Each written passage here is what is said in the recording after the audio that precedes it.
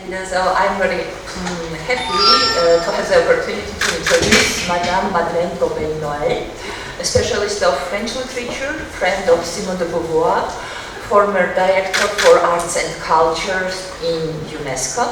Madeleine was born in Canada, and she studied there and made her academic career in Canada as well. She used to be an assistant professor at the University d'Ottawa during 7 years, and at the same time she was working for Radio Canada and as well for different magazines like Globe and Mail, Playboy, Vogue, Le Nouvel Observateur, Paris Review, and so on. And it gave her the unique opportunity to meet the famous intellectuals of that time, intellectuals and writers like Jean-Paul Sartre, Simon de Beauvoir, Jean Genet, Margaret Duras, François Giraud, John Steinbeck. She made interviews with all these persons at that time. Actually, most people know her as a friend of Simone de Beauvoir, and this friendship started with the letter that Madeleine wrote to Simone de Beauvoir when she was in age 15, and the opportunity to meet her personally she had only in 1958 when she was in Europe. So this close friendship lasted whole 30 years till the death of Beauvoir. So in 1967, Madame Gobeil Noël made 3 films about Beauvoir and Sartre for Radio Canada, and each of these films lasts 1 hour, and one of these films will be presented also today. This film was actually the first case when Sartre and Beauvoir agreed to be filmed together and to make their joint portrait.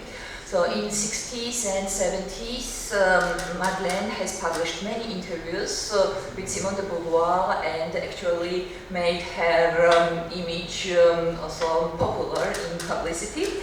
And in 1975, Madame Gobeil Noël started to work in UNESCO as a diplomat, and in a couple of years she got the position of director of the arts and cultures in UNESCO. Working on this position, Madame Noël was developing special programs for supporting young artists in order to establish themselves in the field of arts, as well as the programs supporting especially women artists to build their career. She's in Georgia actually already 1 week, and the art was also the bridge to Georgia, because in the last week she opened the exhibition of Georgian French painter Henri Majavariani in Batumi. And me personally, I am very happy that our good friend Professor Monique Castillo was actually connection between us, and so therefore we have the opportunity to host her today at Ilia State University.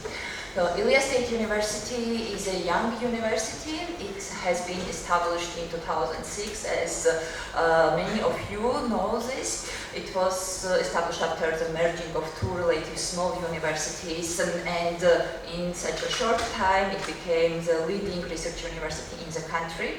Over the last 10 years, Ilia State University has been involved in over 300 externally funded international projects.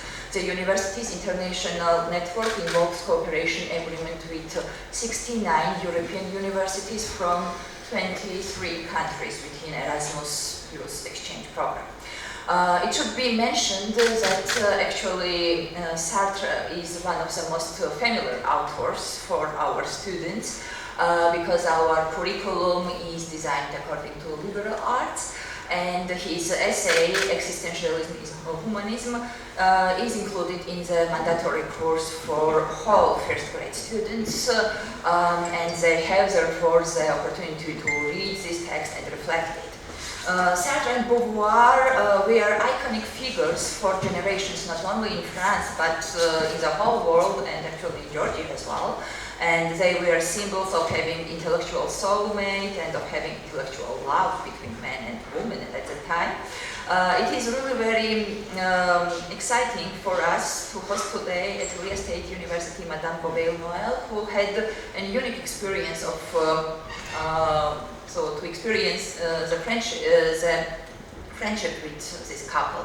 And I will have here so I would like to welcome you and please, the floor is yours. Dear Monsieur Rector and dear Tamar, I'm very happy to be here with you, and I accepted with great pleasure your invitation to come here to present the film, which is a dossier, a document on Sartre and Bovouari. And tomorrow night, the class will be on Simone de Beauvoir and feminism, and on Friday, Sartre and existentialism. But maybe Tamar chose the film in the beginning so that you will be familiar with the two writers, the two philosophers. Tamar was very keen to tell me that she wanted to replace Sartre and Beauvoir in history. It is very important. It is important for all of us and for Georgian too. Despite what is happening in this chaos that we are living, we must be very keen on history. What is happening to you? What is our future? So when we think of Sartre and Beauvoir, we must think of the 20th century, a century of tragedy. Sartre was born in 1905. He died in 1918. Simone de Beauvoir was born in 1908 and was dead in 1986. You see their age, huh?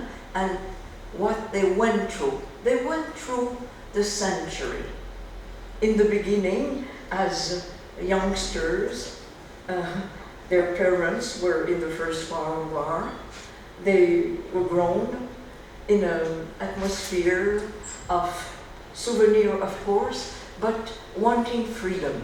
When you think of Sartre and Beauvoir, the first word must be freedom, liberté, liberté. And when you think also of them, there is also other concepts. We must think of the Second World War, which was their life. We must think of fascism and also of Marxism. Keep that in mind. Keep that in mind. When we think of Sartre, what can we say about him? A giant in philosophy and literature, a man who thought that he had a mandate coming probably from the Second World War, when he had a late resistance, and he thought that the writers should engage themselves in politics, in their own life, in their writings. You will see that he cannot write this book on Flaubert if he is not also thinking about Vietnam. My speech will be divided in three parts. I will speak of Sartre and Beauvoir in the first part. Secondly, how is it that I met them? How is it, this strange thing, you were not born, any one of you? And finally, what is the meaning of the film? Okay? So let's go back to them. The big moment of their life, they did not appear very young in literature. In their late 30s, like Sartre with La Nausea in 1943, and his big Bible, L'être et le néant, Being and Nothingness. It was, after all, in 1946. And suddenly, he became, with this being and nothingness, a celebrity in Saint-Germain-des-Prés. All the young people who wanted to be free, who were going to the Café Le Dôme and Le Flore, wanted to be with Sartre, to know him, to go to the lectures he could give. And Sartre was an extraordinary, prolific writer. He wanted to express the totality of his time. Literature giving the words, and philosophy giving the thought. This is why he wanted to attack all fields of writing. Philosophy, of course, journalism, historian, a critic, an art critic, a political activist. He wanted a man of theater with his play like No Exit. La putain respectueuse, les mouches, the flies. He was very, very popular in the theater. Now his theater is less played. Ionesco is played, but some less. But also he was a great writer about the lives of others, about Baudelaire, which he loved, about Genet the poet, who has been the thief. The great Genet, he wrote a beautiful book called Saint-Genet. Genet is the expression of the theory of Sartre on freedom. And also, he wrote about Mallarmé. He wrote on painters like Tintoretto. He gave the preface to France Fanon, Les damnés de la terre, the dam of this world. He wanted to express in every field, also in his correspondence. And also in his last years, writing 3 big books on Flaubert. He was a real intellectual, a man constantly, even sick in this way, if we could say, constantly writing. Constantly discussing about the events of the world. One thing that is very important in his history, and in history, is the colonial question. The colonial question. At his time in the 60s, when he appeared, where he was very important, from the 50s to the 60s, don't forget, it's the time when Africa wanted to be free.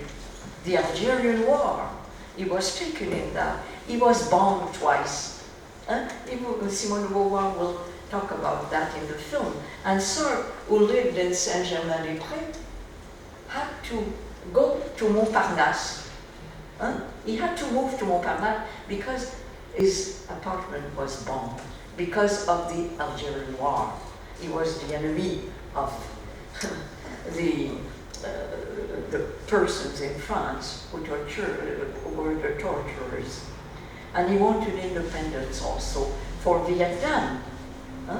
So this was this kind of person, a very intelligent and good man, very a talker also, a man who could tell stories. He was also a novelist. On these 3 books on the road to freedom, Les Chemins de la Liberté. And finally, he wrote in 1964 a story till 11 years old. He tried, and this book was called Les mots, the words. Because of this book, he got the Nobel Prize of Literature, which he refused. And here you will see why he refused. He will tell us. I remember that when he won the prize, I said to him, you should accept Sartre. It's a pleasure for all your friends and followers. And he was inflexible. He didn't want to accept any honor, no Légion d'honneur, no. He will tell you why. So it was a special person who also achieved an open relationship with Simone de Beauvoir. An open relationship. He never married. He lived in his room in Montparnasse, and he wrote, and saw his friends, and founded La Revue des Temps Modernes. And also, for the filmmakers here, he participated in John Huston's film on Freud. He was a jack of all trades, working in every field. interested in everything, curious of painting. He was a musician, he loved Mozart, he had nights with Simone de Beauvoir, listening to all Beethoven, all Mozart, all Schubert. They were terrible in that. They wanted everything. They wanted to be les témoins of their time. Now, Simone de Beauvoir, she is an iconic person. She is now, in a way, more known and more read than Sartre. It took a time. Last year, she was published in the great publishing house Gaimarth, the collection La Pléiade. Sartre was published in La Pléiade 30 years before her. Bon, she published a memoir. Simone de Beauvoir was a very, very intelligent young girl with a childhood disturbed by the parents who didn't want her to study. But suddenly, she thanked God for that, even if she didn't believe in God. Suddenly the papa had no money anymore. So he said to his daughter, you must study because you must earn your living. And he turned away from her. And he was not gentle with her in her adolescence. He thought she would be a babbler, c'est-à-dire an intellectual, you know, that she would not find a man and all that. Bon, Simone de Beauvoir didn't have the same education as Sartre. She went to the schools of women, the cours désir, cours called desire, imagine. But she was a very good student and managed to study philosophy. And she met Sartre in a room of l'École Normale Supérieure. He was doing his agrégation, it's equivalent to a master's degree in this school so important for France, where there is Raymond Aron, Canguilhem, Derrida, Althusser, all the great minds of the century. L'École Normale Supérieure is the big thing in Paris. And of course, Simone de Beauvoir could not enter this school. At that time, it was not open for women. And Sartre had failed his first year at this school, because he was having fun with the comrades. He was so happy, he, an only child, to have fun and to go on the roofs of the school, you know, and to go to theater and to eat with women and all that. He was always a great womanizer.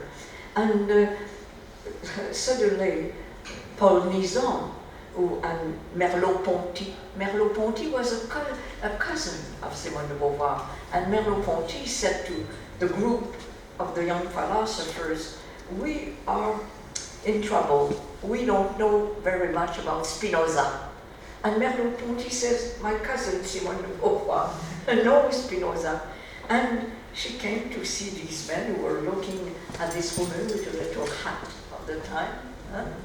And she gave them a lesson to Spinoza, and Sartre never left her from that time on. There was this courtship, they met, but they decided that they would have a free relationship, not to marry. When they were both professors, Simone de Beauvoir was in Marseille, Sartre was in Le Havre, she was very sad that they couldn't not be together, and Sartre said, okay, let's marry. But she had the good idea of not marrying, of being free to continue her work. And her work, as you know, which everybody knows, is the Second Sex, which is the Bible for feminism, for women, where she said, on ne devient pas femme, on ne naît pas femme, on ne devient. One is not born a woman, one becomes a woman. It's not a book against men, it's not that. It's a book about the situation of women in 2 big volumes on biology, psychoanalysis, the vision in literature of women. It took her 4 years to do that. And also, the second part is on the day-to-day life What is a little girl? What are we waiting from a little girl? Why is it this universal domination of men over women? And then she continues to show what is an adolescent, the girl adolescent, what is a young woman when she married, what is the prostitute, what is the lesbian. She was one of the first women in 1949 to discuss about the sexuality of women and marriage. This is why she was detested, she was hated by the communist, by the Catholic, and she didn't mind. She said, okay, that's all. She was a very strong person in herself. She had been very loved by her mother in her childhood and had a very good, what I call backbone, a very good strength. But she also, Simone de Beauvoir, wrote other books in philosophy, moral, an ambiguous moral, a book on Sade. But she shows novels like She Came to Stay, that Anne, who is here, spoke. Anne said yesterday to me a word that I will repeat to my friends in Paris. She said, Simone de Beauvoir changed my life. And she had read L'Invité, She Came to Stay, a beautiful novel. And there is also the Mandarin, Les Mandarins, which won for her the Goncourt Prize. So she was very well known, even around when she was 30, 40. She was a figure in the Paris, and especially this strange couple who had their own homes, but saw each other every day at 4 o'clock in the afternoon. Bon. It's a very, and she was very responsible for the changement in the life of women, morally, intellectually, for the demand for equality. And it's a very special person, Simone de Beauvoir. And now, maybe I could go, she was very also attentive to the women, both also not only to intellectuals, but the ordinary person, the person in the street, the person who is working in the store. These women also are absolutely important for her. Now, you might say, how is it that a young Canadian like you met Simone de Beauvoir? How was it possible? I must say that I'm not the only one. There is in Georgia a woman called Mzia Badrazi. We spoke about her with Tamar. Unfortunately, right now she's a bit sick. She's 89 and a bit tired. I wanted to say our homage, the homage of the daughter of Simone de Beauvoir to her. But you might tell her if ever you see her. She met also Simone de Beauvoir as a young girl from Georgia, coming to Paris at the time of Le Dégel, at the time when it was possible. She came to study and to make a doctorate on Sartre, Le Diable et le Bon Dieu, and all the philosophy of Sartre. And it's Simone de Beauvoir, who she met first, who permitted her to read Sartre, and they became friends. And when Sartre and Beauvoir were here in Georgia, she saw them secretly, because at the time they were official writers who were presented to our writers. But what about me? I will try to go fast on that. I was a young child, a member of a family of 9 children, with a mother very busy and not busy with me because I was so full of health and a good student. But I was in a country, a very cold country. You know that the singer Gilles Vigneault said, "Mon pays, ce n'est pas un pays, c'est l'hiver. My country is not a country, it's winter." And it is true, and it's really, really cold. I was cold as a little child. I was afraid and in great anxiety. And fortunately, at 6 years old, I began to read. And reading saved my life. I don't know, now you are, the young people here are with all the new technologies, but reading, I hope you read still, because reading is extraordinary, to go out of oneself, to know the world, to imagine, to have a distance with one's own life, which is very important to have this good distance to pursue our aims. And I began to read, and I went to the library, and I was like one of the personages of Sartre called a Roquentin in Andalusia. He is like me, or I am like him. I went to libraries and A, B, C, D, F, Flaubert, all Flaubert, B, Balzac, and one person who read Balzac. I read Proust 3 times, and my favorite writer is Stendhal, you know. I was a bookworm, and it saved my life. And of course, in the adolescence, when I was around 15, people, even in Canada, were speaking about Jean-Paul Sartre and Simone de Beauvoir. And here, and first of all, of this great André Gide, who had this great influence on him and her. And I read La Nausée, and which is existentialism as a novel, where Sartre shows what is a tree and how we are thrown in life. No God, we are here. Here we are. What can we do? And it was very, for me, I was searching, I was wanting to know, who am I in this family, in this world, in this Canada, in the world? And Simone de Beauvoir, I read The Second Sex. And she came to stay. And I wanted to go to Paris, to be an existentialist, to be a little, to wear a black skirt and a black sweater, and go to the lawn and to Le Flore and Les Deux Magots to smoke a cigarette, you see, and to be part of the scene. It was the dream of a young girl. But moreover, when I read The Second Sex, I was never alone anymore. It changed my life, as you said, immediately. I found a friend. There was a friend there. There was a person of my sex, a woman who was talking to me, and who was explaining to me a little how I could be independent and a woman of freedom. And this was a great moment for me.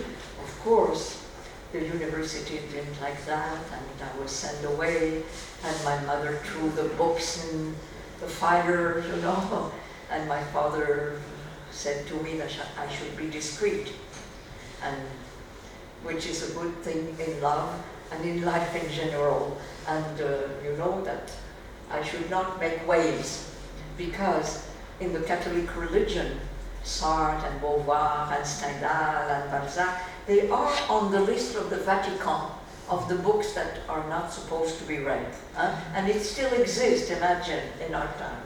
Bon. And so I threw a bottle in the sea. I wrote to Simone de Beauvoir, to Gallimard, to say, I'm a student, and I read you, and I like what I'm, you know, I wrote to her. I don't really, the letter is at the National Library in Paris, and I never went back. I have her letters, but I don't have mine. And she answered. It's like the miracles of life, the chance of a life. She answered, and my parents were intelligent enough not to stop the correspondence. And when I was 18, I went to Paris because I went to Belgium. I was among 30 students of merit, students who have been named to be guardians or guides at the Brussels exhibition. So I went there, and the first weekend I did not visit Brussels. I just went to Paris. I ran at the door, and she opened, and I said, "Me voici, it's me." I said, "It's me," you know. And this friendship lasted till her death, and was what we loved together was, of course, reading. I don't remember one time when I went to see her without books to discuss. She gave me James Joyce. She made me read Proust.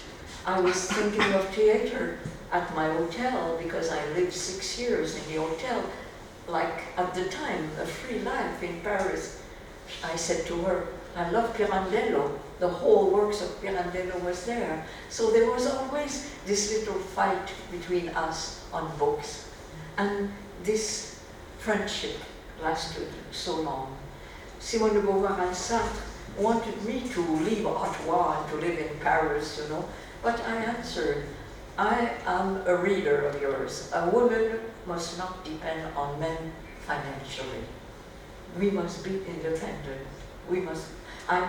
I read you. So I did work for my master's doctorate, and then I began to teach in Canada. But every week I had television programs on literature in Montreal. So this is why I met so many writers, Steinbeck, and I could come back to Paris in the summer and see Simone de Beauvoir and speak to her. And one day I said, I would like to make a film. Radio Canada wants to make a film about you. At first she was afraid. It was not the custom to interview writers. It was declared a boredom. But I said I would like to do a film on you and Sartre separately, to talk with you in one film, to talk with Sartre, and then to mix you, the two together, your friends, your adopted daughter, Sartre. And she said yes, but she said, you are so young. I was in my early 20s. She said, you must work with Claude Lanzmann. Claude Lanzmann, who had been her lover for 7 years. Claude Lanzmann is the man, Anne knows it, and some of you, who did La Shoah, a big film, a film of 22 hours, you know, on the Holocaust. This is what Claude Lanzmann did, and he was a good journalist. He made other films too. He was Jewish, and so he was 38, and I was young, and I said yes, okay, we will do this. So we did that in 1967. So you situate 1967. It's before 68. It's before the revolts of the students in Los Angeles and Paris. It is also the Vietnam War. The Vietnam War. And Sartre was asked to be president of the Russell Tribunal that was judging the crimes in Vietnam. He had been so active in Algeria. So it was a new political venture. You will see that there is a certain anti-Americanism in Sartre, because it was the time of the Cold War, and the attacks on Marxism were enormous, the attacks on Russian, and in this way, perhaps politically, Sartre made mistakes, because he took too long, in my own view, to take a position on Russian. He was never a member of the Communist Party, but he was like a compagnon de route. And he visited Russia, and it took him a little time to see, as well as in China, to see what was going on really, not what is shown to officials. Sometimes when you are a guest, you show the good things, you don't show the real world, the real people. They were, especially with their celebrity, they were in an enormous position. They met Mao, they met Che Guevara, Cuba, they met Castro, with whom they love. Sartre told me personally, I love all the beginnings in revolution and the beginnings in love. Very, very charming. I remember that he said that to me in Rome, where he gave me a beautiful book of Carlo Levi, Le Christ s'est arrêté à Eboli. Christ stopped at Eboli, an extraordinary Italian novel. So maybe I would tell you a few things about the film. Try to note how different they are in their personality. Simone de Beauvoir speaks in a more febrile way. Some people don't like her voice. A writer, a friend of mine, said it is like as if a bird went in her bosom. Sartre has a very calm voice and a mind that is very rational to explain what he sees. Simone de Beauvoir will speak, as Sartre will speak about what is an intellectual, the Nobel Prize, what he is doing right now, why we are all engaged in freedom and in our life, and why he refuses the honors. A special person. Simone de Beauvoir will speak on the situation of women, but it is in 1967, at a time when there was rarity of work. So the philosophy was with the magazines, the beauty, you must be at home, and under the goal. The situation has changed, absolutely. Women work in France, and the only, as Tamar told me, the only obstacle is there work? Is there work? Where is the work? And you want to earn your life, but where is the work? I think that is a problem in Georgia. And it will be, you see, when there are problems and chaos in the world, it is very difficult for women. You will not take the work for men to give it to women, so it's complicated. Also, she speaks about a memoir. For more than 12 years, she wrote a memoir of the war. It's one of the best book on the war, and all their life as intellectuals. And people say that, now it was published in Acadia, they say that it is one of the great books on the century of memoir. And also, at a certain moment in this memoir, she said a word that is very difficult to translate in English. Je suis flouée, j'ai été flouée. I was betrayed. And people were very happy to say, ha ha ha, her life was not that good. It is not that. Simone de Beauvoir was absolutely devastated by the war in Algeria. With Sartre, with a group of intellectuals, they signed this petition of the 121. They lost their jobs. Many university people lost their job because this petition was against the torture in Algeria. And for Simone de Beauvoir to see that France, the country of Voltaire, the country of Proust, the country of Albert Camus, was young people, young men were torturing Algerians. There was at this moment something in her life that happened that made her desperate. But she continued her life, and she continued, and I saw her till her death, where I lost an extraordinary friend. So I think we should see the film now.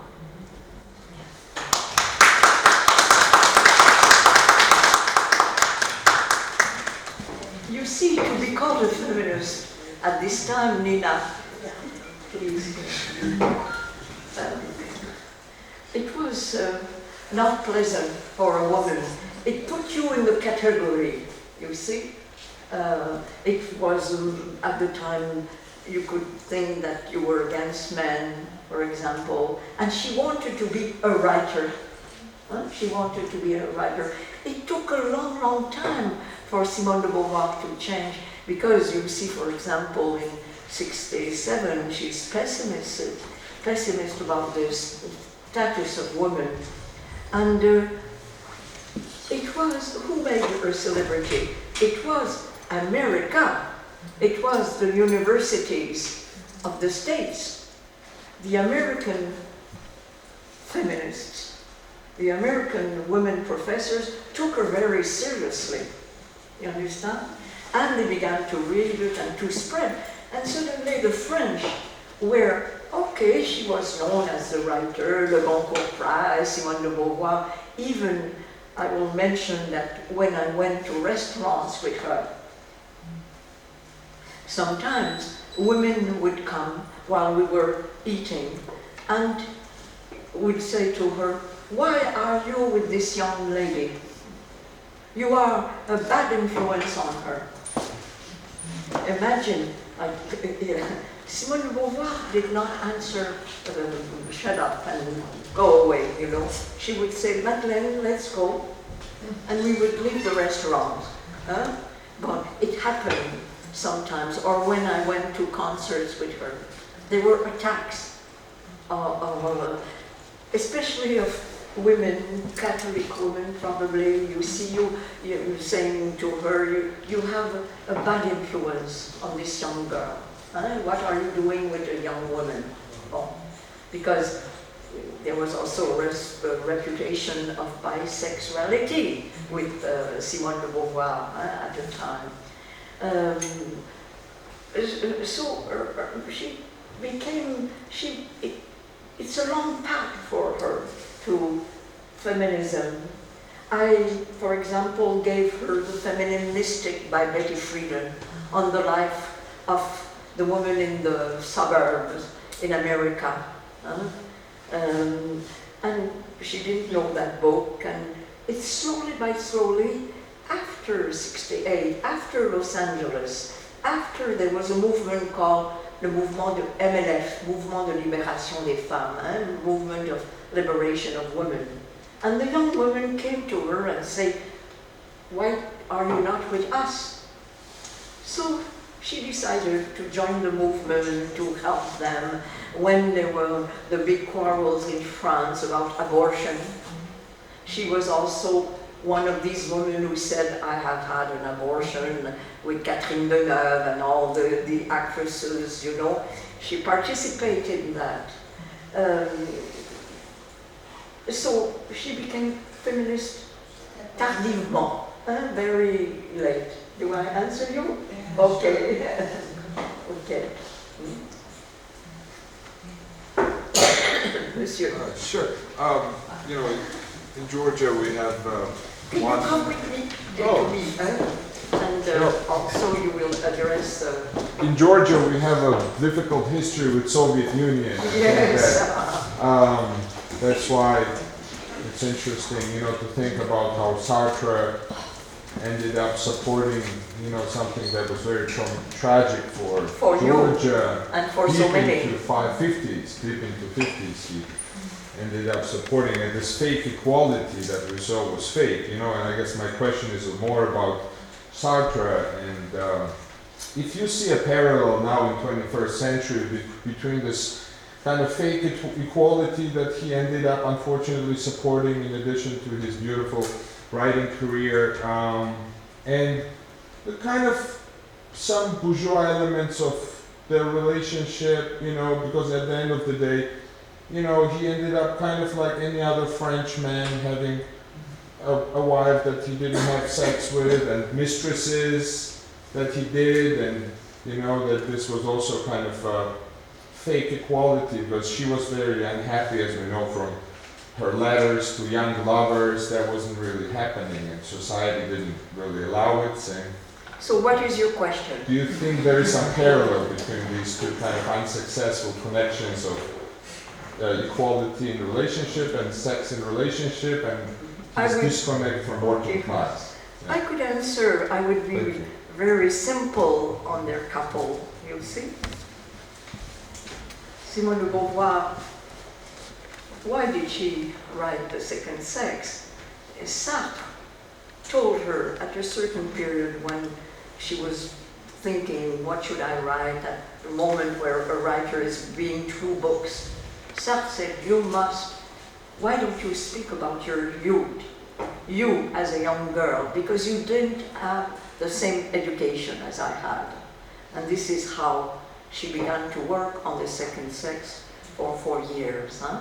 But their relationship was quite interesting, with different sexualities, with this desire, absolute desire in it to be free. I think when I tell you that I approve that she refused the marriage when he said, because in other words, they had their own life and they had their life together. In the film that you saw, the most extraordinary picture is when you see them working together. This was their real life together. And then there were other relationships. It arrives more and more in our life. There are some people, monsieur, who love to have one husband and wife. It is happy. It is a happy marriage. They are together. But there are others, it's a mistake, or one is in one direction, one in the other. It's quite by chance if you meet the right person. So many people now are divorced or change their life. When you find the right person, how wonderful. But you know, Simon de Beauvoir was also somebody who had great loves. This Claude Lanzmann that you saw, also the Nelson Algren in America, who was the real lover, the real from the heart. She's buried with a ring of his. He wanted to marry her, but why? When you think of Simone de Beauvoir, who had made her life till 50 with Sartre, she could not change her life to live in Chicago without her friends, without the intellectual life. So they chose that. Many couples tried to imitate them, and they were not happy, because to do this thing, to, for example, to live alone, but to have relationships, it depends if you can also be strong with that. Most of the time, she knew. In the end, we had a lot of discussion on new fathers. She saw that in the Luxembourg garden there were fathers with children on their shoulders, or with the cart, poussette, avec la poussette. And she looked at these young fathers and she was impressed to see what was the new couples, because she was not one of them. And finally she admitted to me, Madeleine, women want to marry and to have children.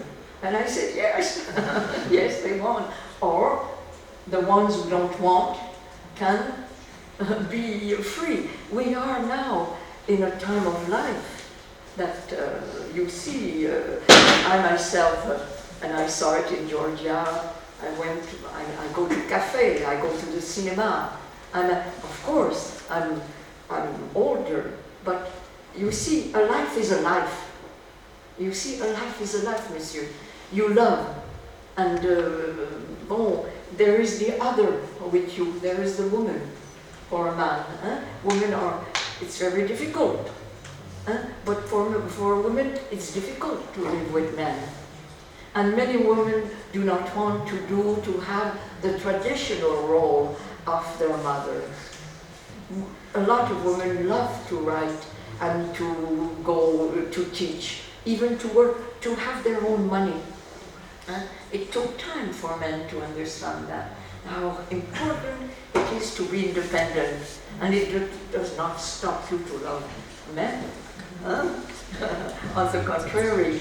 So, I think it might be hard for you. For me, no, because it is my philosophy, it is my choice, but many couples try to do like they, and some people demand fidelity, and it is true that Simone de Beauvoir was jealous, a jealous man of some of the women who were in the life of Sartre. Of course, She writes beautifully on jealousy. But you see, if the one that she loved, wanted to be free, what could she say? Okay, we stop, we don't see anymore. La rupture. But she understood him. And moreover, when I was young, you see, I used to be, as a young girl of 18, I would say Castor, because I call her Beaver myself. Castor, Sartre should love only you, you know. He should, and she would laugh and say, you are a green apple. Vous êtes une petite pomme verte. No, you are a green apple. And then, instead of saying, mind your own business, shut up, she would say, I will explain to you what he is for me and what I am for him. Also, a different sexuality. A different sexuality. Sartre is a man of the beginnings. Beginning of a revolution, beginning of Castro, beginning talking with Che Guevara. How wonderful. And then we learn that Castro attacks the homosexuals. Some of my friends that I know were in prison. Bon, you have to think about that, and he had to change too on China, for example, on Russia, before seeing the camps, before seeing what was done. When he came here, they could not see their Georgian friend, who was a young intellectual, who has written a beautiful book on him. He could not see her. He could see her en cachette, hiding, you see? Bon, because the situation, but it is true in the West that all the compagnons de route, all the friends did not know what exactly was happening. Some knew, but there was the ideal, cet idéal. Sometimes I say there was Catholicism, and after communism, this worship on ideas, and the reality is different. Yes, Is that good for you? Okay. There is another question. Thank you very much for your presence here. My name is Bella Timburi. I teach here at this University Comparative Literature, and I want to thank you for your presence, thank Tata for organizing these three soirees, and also our dear friend Monique Castillo for giving you our contacts and letting you get in touch with us. That's a real privilege to have you here. I want to ask you to explore a little bit about the acceptance of conflict with Algeria by Sartre and the French society of that period in relation to nationalism and all these different issues and imperial discourse and all these different issues that may arose together with this conflict. It was terrible. I was a young woman of Canada, you know, I was never a Marxist. I was a Canadian, and I was not, this friendship was great. I was not in the first circle. I was in the second circle. Many French young women were afraid to approach Simon de Beauvoir and Sartre, or Jean Genet, but I had a Canadian, in a way, attitude of to be natural with each other.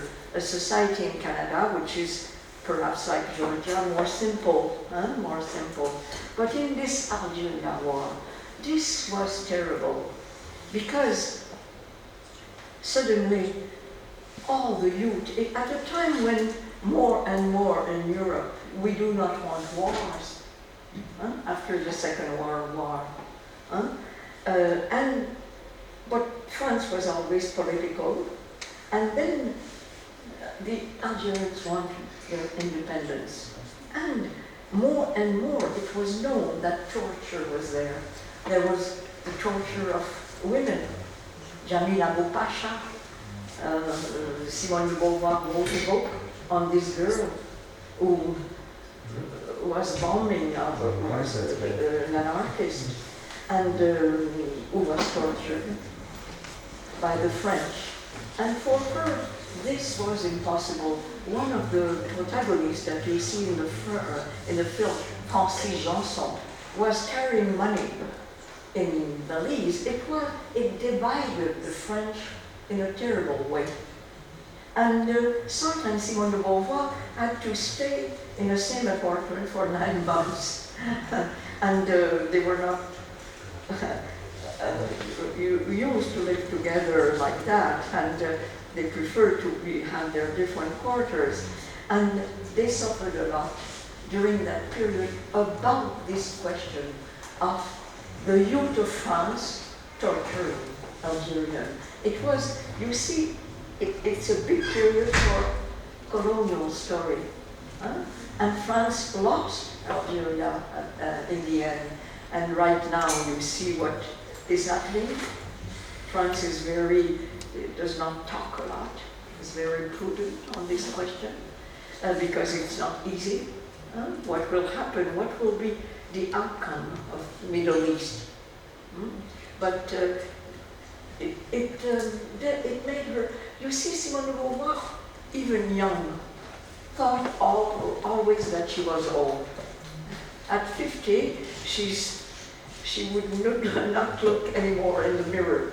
She said she was old. There was also the question of death, which was very present in her life, because this lover of life saw that there was death. Even if Hariri and others say that we will be immortals, well, they drank. They were not thinking of they drank. They had a real sexual life. They work. They smoke, but they have a life. You see, they were living completely, and they were in these cause. Either the cause of women, either the Vietnam, either Algeria, either Cuba, Tunisia, and they participate in the problems of the city. Okay? The last question I would say, because we are already out of time. Actually, tomorrow there will be the lecture about Simone de Beauvoir and feminism, and if today I think there will be opportunity tomorrow to ask them. Yeah, it's really late. Yeah, but the last question we could ask. Tomorrow we will go in depth on the question of feminism, on the philosophy of it, what she said. You see, Simone, actually, for discussion tomorrow, there are also many inspirations in today's talk of Simone de Beauvoir, so how she talks about rights of women. And we will go after theory. We will go on today, and I think you can bring a lot. I see here Salome on gender. She knows about that, so we will attack this problem, and we will attack what is going on. Is the situation of women good to them or not? And we will attack these problems. Yeah. So thank you everybody for attending this event today, because university lecture didn't start yet, and it's really much to appreciate your attendance today. Yeah, thank you very much, and hope to see you tomorrow.